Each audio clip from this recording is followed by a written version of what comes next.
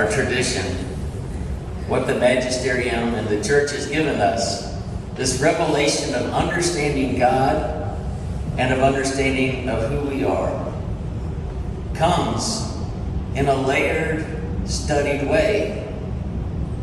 Sometimes it's easier for us to hear and take things literal. His head was shaved because he had taken a vow. I like that one. But we know from that message of the Acts of the Apostles, it's not what the fullness of the message, it's the spirit that we're to capture.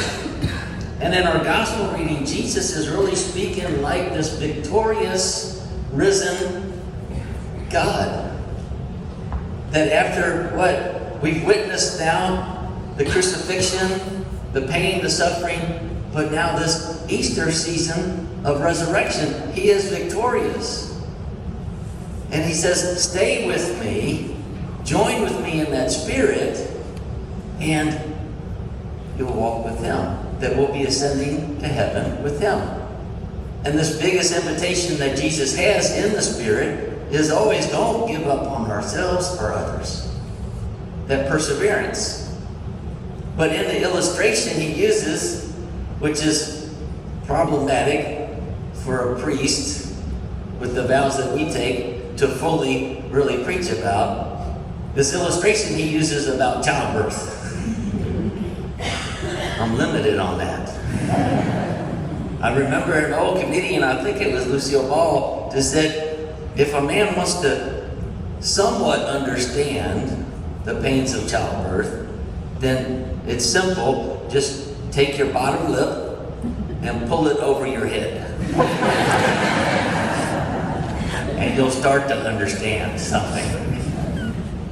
But what we know of the life we're given, the church, this magisterium, of giving us the understandings, studies, theologies, which means that the study of philosophy, the study of life, theology, the study of God. So we know that it's really about speaking to all of us, like St. Thomas Aquinas. We are mind, body, and spirit. And sometimes our emotions and feelings can take us away what's really true. Does Jesus want us to step into the pain and suffering? No.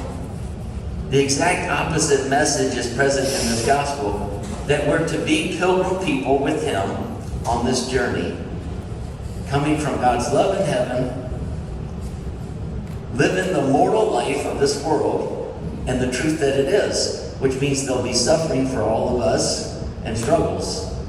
But not to focus on that, to keep moving in the spirit of God's love, of which we were created. That it really is this, not just an endurance test. I never want to leave that message, because there's going to be so much beauty and opportunities for love along the way. There's going to be respite and peacefulness interspersed because of God's love. But we're to keep moving. And so what does that mean in a special way is, when we have the struggles of pain, that's the time we really have to acknowledge and see the love and use that as strength to continue. And we most often encounter love through Christ and one another. An illustration that was used by one of my professors, and has been very helpful, especially since I came here, because of this beautiful chapel. This is a gift. Just everything about the way it's proportioned and built. The peacefulness in here. And part of that is because of this illustration my professor taught me that even means more to me now. When we look through the windows here and see the beautiful trees. See, that was that Franciscan simplicity. We don't need stained glass everywhere, because God does some pretty good artwork outside that we can look at as well. The beautiful trees when we come in here, and it captured me years ago when I visited here. But here's the truth about our human nature, mind, body, and spirit. There's something between us and the trees.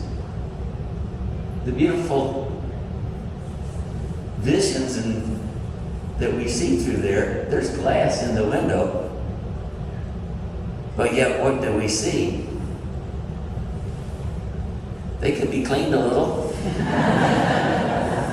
Just a little haziness on them. I'll email somebody. See how our human nature is?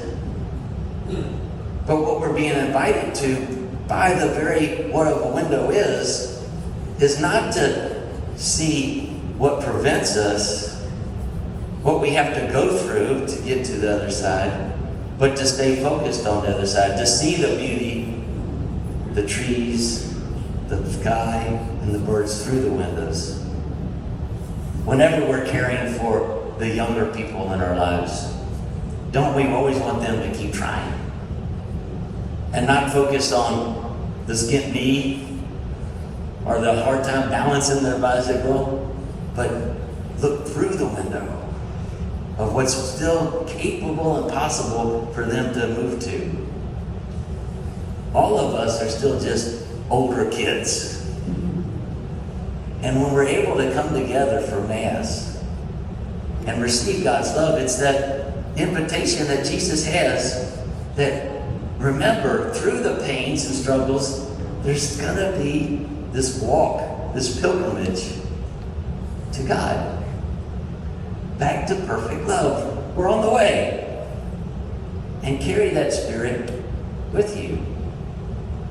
That we have, what?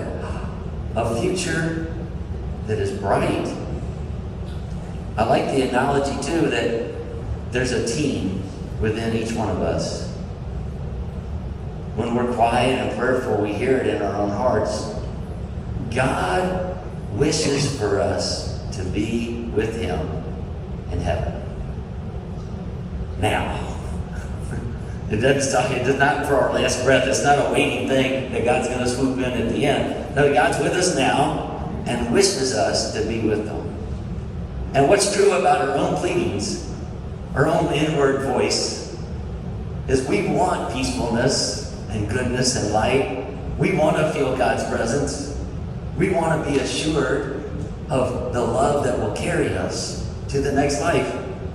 So if we think of that team, yourself, ourself, and God, that's a pretty good team. Especially if you're a mom, that's a lot of power. Moms and gods together, wow. Can move the world. But all of us, we're not alone. God didn't create us to be alone. I love for this place to be full, always. We are to look through the sufferings that will come, the hardships and injustices, the slights and criticisms, to the beauty of God's love. Just as we look through these windows and are captured by something good. His parable about the pains of labor, that it's necessary to travel through something to arrive somewhere whole.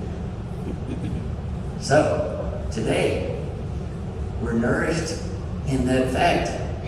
We're lifted in that fact of knowing if we're struggling right now in our hearts today, if there's cloudiness and darkness in our hearts today, then that's not the last story. That's not the last page in our journey, that we're to pick it up. Pull our bottom lip over our head and keep going. And beautiful things will happen and we'll be greeted by God's love. Amen.